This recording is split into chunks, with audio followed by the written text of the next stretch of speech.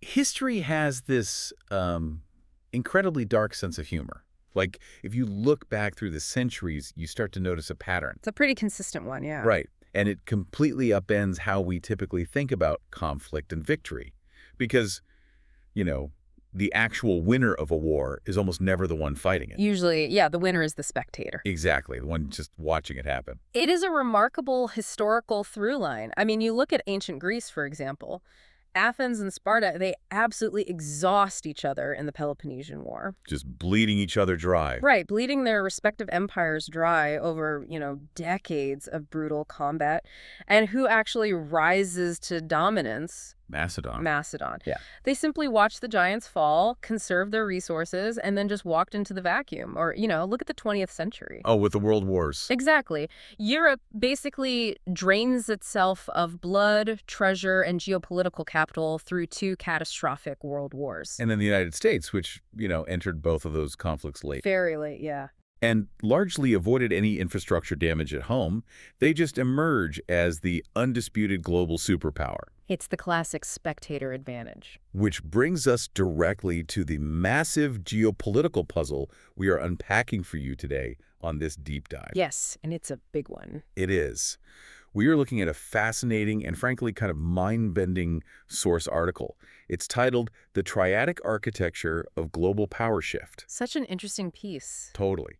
And we're going to use this text to decode the recent 40-day conflict involving the United States, Israel, and Iran. But, and this is key, we are not going to be looking at the battlefield. Not really. Right. We are taking a structural approach. We want to understand how the spectators, specifically, China, Russia, and India, are quietly reshaping the entire global order in the background. While everyone else is just mesmerized by the visible explosions. Exactly. But before we get into all that, we need to set some ground rules for you. Yes. Definitely. Because, this source today deals with highly controversial, really recent geopolitical events. Very charged stuff. Extremely. It names polarizing figures. It dissects incredibly sensitive global conflicts. And we want to be very clear with you. Neither of us are here to endorse the author's politics. Right, whether left-wing or right-wing. Exactly. Our only mission today is to impartially unpack the fascinating structural arguments they're making about how global power actually shifts. We're just exploring the architecture of the ideas. Just to see what we can learn from them, nothing more. Okay, let's unpack this. Because to understand the grand geopolitical shifts happening on the world stage, the author argues we actually have to start by looking incredibly local. Yeah, almost uncomfortably local. Like inside some very specific domestic living rooms. The text points the finger squarely at two embattled leaders, Donald Trump and Benjamin Netanyahu. Right. Arguing that the real catalyst for this 40-day war wasn't some grand international strategy, but domestic desperation. Yeah, the author is leaning heavily into what political scientists call the wag the dog theory. Oh, I've heard of that. That's the distraction tactic, right? Exactly. It's this mechanistic idea that leaders who are facing severe domestic peril are, highly incentivized to manufacture or escalate a foreign crisis. Because it triggers that rally around the flag effect. I got it. It forces the media and the public to focus on a foreign adversary instead of, domestic failures. And according to the text, Trump was facing just a perfect storm of vulnerability. Oh, absolutely. You had a tariff strategy that had totally fallen flat, which was causing immediate economic aftershocks and inflation at home. Without getting any of those promised global concessions. Right. Plus, his really ambitious Gaza peace plan had found zero takers. This is totally dead on arrival. Yeah. His global and domestic approval ratings were plunging. And mechanically driving the timeline, he was facing looming impeachment threats. Slated for, January and February 2026? Exactly. Sure. Alongside the massive reputational threat of the so-called Epstein files. Which is just a massive headache. And then on the Israeli side, you have Prime Minister Benjamin Netanyahu under enormous sustained strain, too. Yes, huge pressure. I mean, he had been fighting severe, long-running corruption trials stretching all the way back to 2020. We're talking about intense allegations here. Right, like bribery, fraud, trading regulatory favors for positive media coverage. It was cases 1,000, 2,000, and 4,000. Plus the luxury gifts issue. Yeah. And add to that the massive domestic protests against his government's judicial overhaul plans. The pressure cooker was literally whistling. And when legitimacy weakens at home, leaders often reach for the oldest geopolitical card in the deck. The source claims their initial strategy was indirect. Meaning they didn't just go straight to bombing. Right. They attempted to trigger civil unrest inside Iran by framing a push for democracy, hoping the regime would just collapse from within. But that didn't work. No, when that indirect approach failed to yield immediate results and the domestic heat on both leaders kept rising, the strategy escalated to direct confrontation. They relied heavily on the familiar weapons of mass destruction and nuclear threat narratives to justify military action. A classic playbook move. It's a bit like someone starting a loud, dramatic argument at a restaurant. Like they start flipping tables and yelling, not because they're actually angry about the service, but just to distract everyone in the room from the fact that their credit card was just declined. That is a perfect analogy. Right. The noise is a shield. It demands your attention, so you stop looking at the underlying insolvency. And to explain how this dynamic plays out on a global scale, the author introduces a fascinating lens. It's an ancient Indic framework derived from Vedic philosophy. Which I found so interesting. It really is, because this framework views power not as a single metric like, who has the biggest military, but as a stacked hierarchy of 3 realms. And the foundational layer, the lowest tier, is called Bhu. Yes, Bhu. So if we are translating this framework, Bhu is basically the physical realm. Exactly. It is the domain of land, kinetic force, physical conflict, and immediate visible consequence. The missile strikes, the troop movements. The impassioned political speeches at the UN. It's the loud argument in the restaurant. Yes. But the text points out a crucial paradox of modern warfare here. Operating purely in the realm of Bhu actually showed the severe limits of Western force. How so? Well, firing a missile inherently forces a binary choice onto the world. You are either with us or against us. And in this case, the expected global unity simply didn't materialize. It just fractured. Completely. NATO lacked cohesion, the European Union hesitated and debated endlessly. And India actively distanced itself from the kinetic escalation. Right. So by trying to project immense strength and force unity through military action, they actually painted themselves into a corner. They narrowed their own options. Exactly. Military engagement consumes vast physical and political resources. It forces a nation into a reactive, defensive posture, having to constantly respond to the next tactical move. So by engaging so heavily in the physical realm of Bhu, the U.S. and Israel didn't expand their strategic space. No, they shrank it. They became bogged down in the immediate logistics of violence. And firing those missiles, mobilizing those troops, it costs a fortune in the physical realm. You cannot wage a war in Bhu without a massive supply chain backing you up. You really can't. And that is where the power actually starts shifting hands quietly, which moves us into the second realm of this framework. Yes, stepping off the physical battlefield. We are looking at the plumbing beneath it now. This is Bhuvaḥ. Bhuvaḥ. If Bhu is the physical land, Bhuvaḥ is the intermediary realm of flow. Flow, like the economy. Exactly. It represents the structural economy energy, trade routes, logistics, capital allocation, and financial architecture. All the underlying systems. Right. What's fascinating here is how the source defines modern power in this specific realm. True power in Bhuvaḥ is not about violently controlling the system with a navy. Right. It's not about blockades. No, it's about moving within the system intelligently and altering its fundamental currents. And nobody altered those currents more intelligently during this 40-day conflict than China, at least according to this text. They really played a masterclass in Bhuvaḥ. Because while Western nations were pulling back from the Middle East, terrified of the instability and the wildly fluctuating oil prices, China just leaned all the way in. They stepped right into the gap. They started purchasing massive quantities of Iranian energy. And because the region was in chaos and Iran was isolated from Western markets, China just dictated highly favorable terms. You got a massive discount. Huge discount. Yeah. But the actual barrel of oil isn't the real story here. No, it's not. The thing that should make everyone sit up and pay attention is how they paid for it. These transactions were executed entirely outside traditional dollar-dominated financial frameworks. And we have to pause and explain why that is so structurally significant. Yeah, lay it out for us. Since the 1970s, the global economy has basically run on the petrodollar. If a country wants to buy oil anywhere in the world, they generally have to convert their currency into U.S. dollars to do it. Which just gives the U.S. massive leverage. Unbelievable leverage. It creates an artificial, permanent global demand for the dollar, which allows the U.S. to borrow massive amounts of money and project incredible economic power. So circumventing that system is a direct threat to the core engine of American hegemony. It's aiming right at the heart of it. Yeah. And de-dollarization doesn't happen because a country holds a press conference and announces a new currency. Right. It's not a PR stunt. No, it happens in the shadows, through the physical practice of trade. By quietly executing enough of these non-dollar energy transactions, China was subtly building the rails for a parallel financial normal. Wow. And they were also positioning themselves for what the author calls the ceasefire dividend. Yes, the ceasefire dividend. This refers to the inevitable massive economic boom of post-war reconstruction. Because eventually someone has to rebuild all the broken infrastructure. Exactly. By staying strictly out of the physical fighting in Bhuvaḥ, but deepening their economic integration and infrastructure investments across the Middle East in Bhuvaḥ, China basically ensured they would be the ones holding the lucrative rebuilding contracts the moment the dust settled. they set themselves up perfectly. And Russia also played a masterful game in this intermediary realm. Right, because of the sanctions. Yes. Western sanctions over the past several years had already forced Russia to endure the pain of building alternative economic pathways. They had to create supply chains totally outside of Western control. Exactly.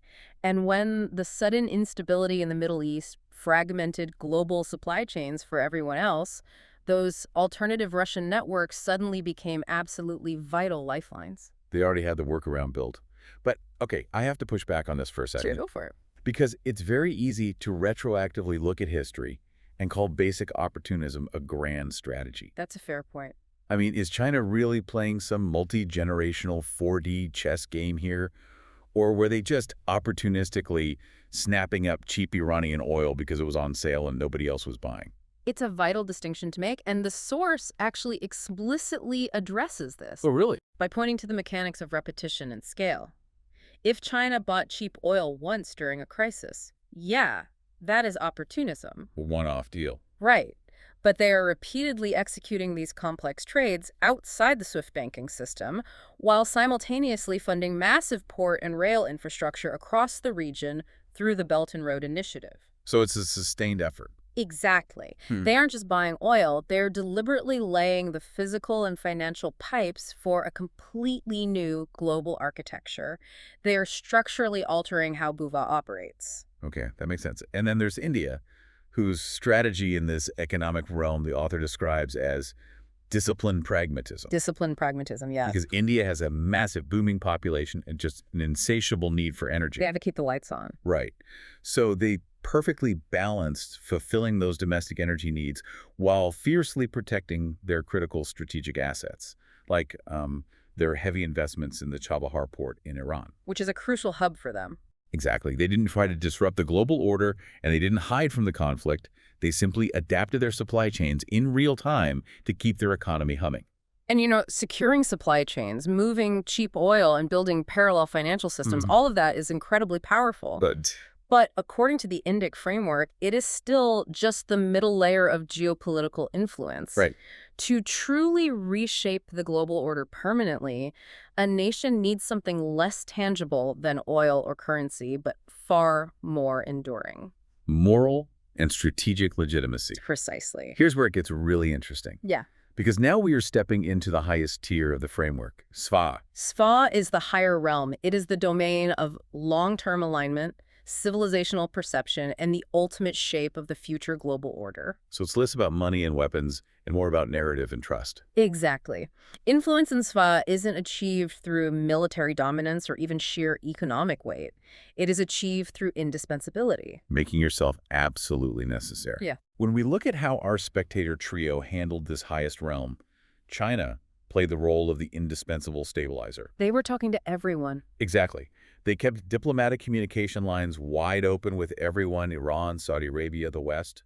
They didn't take loud, preachy ideological stances or demand regime changes. They just made sure they were consistently perceived as the adult in the room, the reliable partner. And Russia, meanwhile, cemented itself as the necessary counterbalance to Western influence. They understand their role perfectly. They don't need universal approval. They just need to be strategically relevant enough that countries frustrated with Washington have a viable second option. Right. But India's approach in the realm of Svaḥ is perhaps the most philosophically profound of all. And the text spends considerable time unpacking it. Because the author roots India's geopolitical strategy in this ancient concept of Samanvaya. Samanvaya, That yes. translates roughly to the ability to harmonize without homogenizing. Which is incredibly rare today. In a deeply polarized world that constantly demands ideological purity, India has cultivated this unique capacity to engage comfortably with the United States while simultaneously maintaining robust historical ties with Russia. They just refuse to pick a side in the binary. Exactly. They conduct complex agricultural and tech trade with Israel while keeping vital energy lines open with Iran. They do not try to force everyone into a single, cohesive ideological box. I was trying to think of a way to describe this, and it's like being the one person in a deeply divided friend group who genuinely gets invited to everyone's house for dinner. Oh, that's a great way to put it. Right. Not because you're two-faced or gossiping behind their backs, but because you possess this unique gravity that doesn't demand total agreement. Or, another way to look at it, it's like being the only structural engineer in a town where two rival mafia families are both trying to build skyscrapers. Okay, I like where this is going. These families might absolutely hate each other, and they might demand loyalty from everyone else in town, but they both need your specific expertise too much to freeze you out. They can't afford to lose you. Exactly. You don't have to agree with their family politics. You've made your geography and your economic weight mathematically indispensable to both sides. India brings stability simply by holding the blueprints. That is a perfect distillation of how Samanvaya functions mechanically. That capacity to speak to all sides, to be the structural engineer everyone needs without losing your own coherence or being absorbed into their conflicts, that is a massive form of power in the Svaḥ realm. So that's the quiet accumulation of global legitimacy in the East. But we have to contrast that with the author's stark, almost brutal prediction for the West. Yeah, the text does not pull any punches when it comes to Europe. Not at all. The author argues that the European Union and the United Kingdom are steadily sliding into total geopolitical irrelevance. The specific phrase they use is reactive geographies. Right, meaning they're becoming basically a backdrop. The author compares their future status to how the geopolitical order currently treats parts of Africa or Australia. Meaning Europe will be physically present and they will likely remain wealthy and comfortable in parts. But they will no longer be the central stage where human history is decided. Exactly. They will be pushed to the margins, just reacting to decisions made in Beijing, New Delhi, and Washington. And the author's view of the U.S. and its immediate allies during this period is much gentler either. No, it's pretty grim. While systemic power shifts structurally to the east, the West remains completely trapped in that loud, violent realm of Bhuvaḥ. Just stuck in the mud. Right. Yeah. The U.S. military-industrial complex and the financial backers surrounding the Trump administration secure billions in government defense orders to replenish the munitions spent in the conflict. Making money off the explosions. Yes. Israel flexes its kinetic muscles primarily for a fractured domestic audience, and Pakistan is highlighted as a really tragic foil here. Oh yeah, acting as the loyal echo chamber. Whoa. Exactly. Forced to repeat whatever geopolitical tune Beijing or Washington plays, just so their prime minister can secure yet another round of IMF bailouts to keep the lights on. So you have this vivid picture of a Western order arguing over military contracts, short-term optics, and election cycles, while the East quietly writes the structural rules of the next century in the realms of finance and global legitimacy. It's a profound contrast. But as we talk about grand architecture and structural engineers, we have to pull this back down to reality. We do. Real missiles hit real buildings. Exactly. We have to look at the human toll beneath all this high-level maneuvering. It is a critical pivot. This raises an important question because the greatest cost of this entire strategic game, the distraction tactics, the posturing in Bhuvaḥ, the supply chain shifts in Bhuvaḥ, all of it is ultimately borne by everyday people. The people on the ground. Specifically, ordinary Iranians who are facing devastated civil infrastructure, skyrocketing inflation, and crippling economic instability as their country essentially serves as the chessboard for this conflict. It's heartbreaking. But the author does identify a potential silver lining to this immense suffering. A very profound shift, potentially. A shift that could redefine the region entirely. Because as the intense external pressure and internal economic collapse begin to crack the foundation of the communist establishment, which is the rigid, orthodox Islamic rule that has controlled Iran since the 1979 revolution. right, as that begins to crack, it naturally creates a massive power vacuum. And that raises the ultimate philosophical question of the text. What fills that vacuum? Historically, the fear is that one hardline dictator is simply replaced by another. Meet the new boss, same as the old boss. Exactly. But the source suggests a profoundly different potential outcome. Crises of this magnitude have a way of burning away recent, superficial political structures to reveal the ancient civilizational bedrock underneath. The long history. Yes. The author envisions a scenario where ordinary Iranians, freed from the suffocating grip of absolute ideological rule, might undergo a massive cultural reawakening. Like a return to their deeper Persian and Zoroastrian civilizational roots. Yes, Zoroastrianism being the ancient pre-Islamic religion and culture of the Persian Empire. And the argument here is foundational to understanding true global stability. True peace, according to the text, doesn't come from forcing a population to submit to a rigid, absolute ideological regime. No, whether that is communist hardliners in Iran or Orthodox Wahhabi forces in other parts of the Middle East. Because those regimes suffocate plurality. They demand total submission in the name of religious or political certainty. They are inherently brittle. They break under pressure. Think about that for a second, because it asks you to fundamentally reconsider how you view stability in the world. It really does. Like, is a country actually stable because it has a massive military secret police and a government that forces everyone to behave exactly the same way? Usually not for long. Exactly. Or is true, enduring stability only found when a society is deeply, authentically anchored to its ancient historical and cultural identity, allowing for a natural plurality of thought. The author argues forcefully for the civilizational anchor. The weakening of these rigid ideological frameworks isn't just a tactical political victory for the West. It is a rare opportunity for deep civilizational healing in the East. It's the difference between a country being held together by handcuffs versus being held together by shared gravity. That's beautifully said. Shared gravity. So what does this all mean? We have covered a massive amount of geopolitical ground today. We started by looking at the visible war, the realm of Bhuvaḥ. It was loud. It was violent. And according to our source, it was mechanically driven by leaders like Trump and Netanyahu, using foreign conflict as a shield against severe domestic peril and corruption trials. Distracting everyone from the problems at home. But while the world's media was entirely fixated on that physical spectacle, the actual shift in global power happened quietly beneath the surface. Right, in the structural economy of Bhuvaḥ. Where China was laying the physical and financial pipes for a de-dollarized global market, and Russia was proving the resilience of alternative supply chains. And up in the highest realm of Svaḥ, India was demonstrating how to wield immense influence through the balance of Samavaya, while Europe slowly drifted toward the geopolitical margins. It completely reframes how you process the news. The actual winner of the war wasn't on the battlefield at all. It perfectly echoes the closing thought of the author, who brings in the ancient, enduring wisdom of Sun Tzu from The Art of War. Oh, I love this quote. It's perfect. To win without fighting, to shape the battlefield before the battle begins. These are the principles that define enduring power. I want you to keep that structural framework in your mind.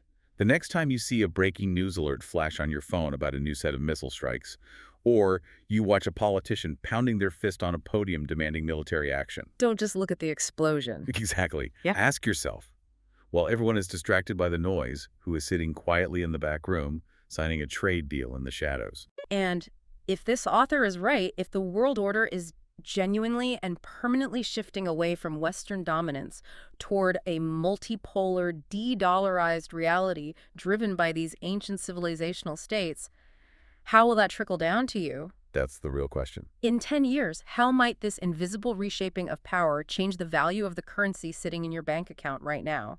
How will it dictate the price you pay to heat your home or fill your car? And perhaps most importantly, how will it change the underlying narratives of the media you consume every single day? It changes everything. The game is changing, whether we see it or not. And as we learned today, if you want to know who is really winning, you have to take your eyes off the fighters and watch the spectators.